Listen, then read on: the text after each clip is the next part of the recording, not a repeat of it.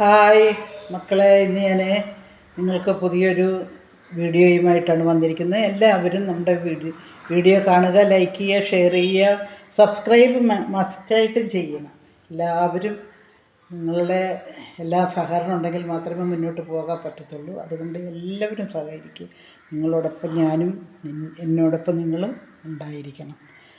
അപ്പം ഇന്ന് എനിക്ക് നിങ്ങൾക്കൊരു ടിപ്പ് തരാനുള്ളത്, വേപ്പില നമ്മളെല്ലാവരും വെച്ച് പിടിപ്പിക്കലുണ്ട്.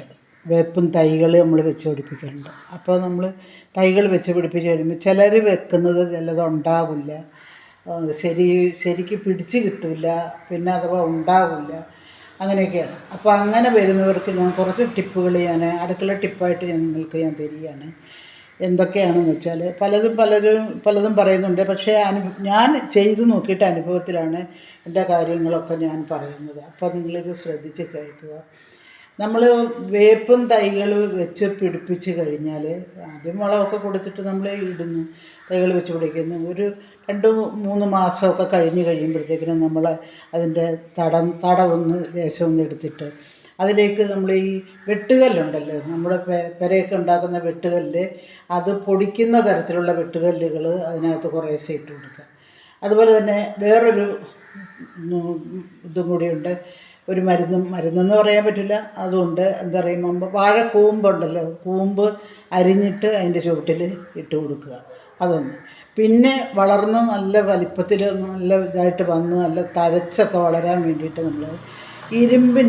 നമ്മൾ ഇരുമ്പെന്ന് പറഞ്ഞു കഴിഞ്ഞാൽ കേടുവന്ന് കിടക്കുന്ന ഇരുമ്പുകളുള്ള തുരുമ്പ് പിടിച്ച ഇരുമ്പുകളൊക്കെ ഉണ്ടല്ലോ, അപ്പോൾ അതിൻ്റെ ചുവട്ടിൽ ഇട്ട് കൊടുത്തിട്ട് ലേശം മണ്ണിട്ട് കൊടുത്തു കഴിഞ്ഞാൽ അത് നന്നായി വളരും. ഇപ്പോൾ ഇവരെന്തായി പറയുന്നത്, ഇരുമ്പിട്ട് കൊടുത്താൽ ഉണ്ടാകുമെന്നാണ്.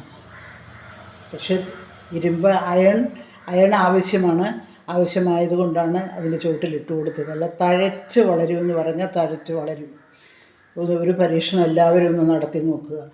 ഇതാണ് ഇന്നത്തെ എനിക്ക് നിങ്ങളോട് പറയാനുള്ള ടിപ്സ്.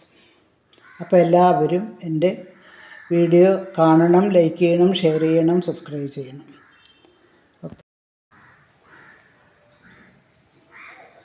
ഇതാണ് എൻ്റെ കറിവേപ്പ്.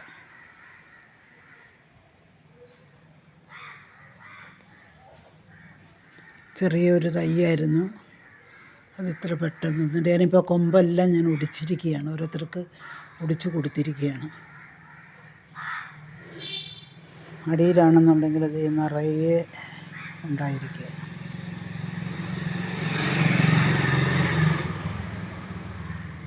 ഒക്കെ ഞാനിനിയിപ്പോൾ മുറിച്ച് കളയാൻ പോവാണ്. വണ്ടി കയറാനുള്ള ഒരു സ്ഥലം ഉണ്ടാക്കിയതാണ്, ഗേറ്റുമൊക്കെ വെച്ചിട്ട്. അപ്പോഴത്തേക്കിന് ഇതൊന്ന് പടർന്ന് വരികയാണ്. അപ്പോൾ ആ ഭാഗം മുറിച്ച് കളഞ്ഞിട്ട് അവിടെ ഇച്ചിരി വർക്കുകളുണ്ട്, അതൊക്കെ ചെയ്യാൻ വേണ്ടിയിട്ടാണ്. അപ്പോൾ കറിവേപ്പ് ഇഷ്ടം പോലെ ഉണ്ടാകും. ഒക്കെ എന്നും പൊട്ടിക്കുക തന്നെയാണ്, ഓരോരുത്തർ വരുന്ന് ചോദിക്കും, പൊട്ടിച്ച് കൊടുക്കുക തന്നെയാണ്.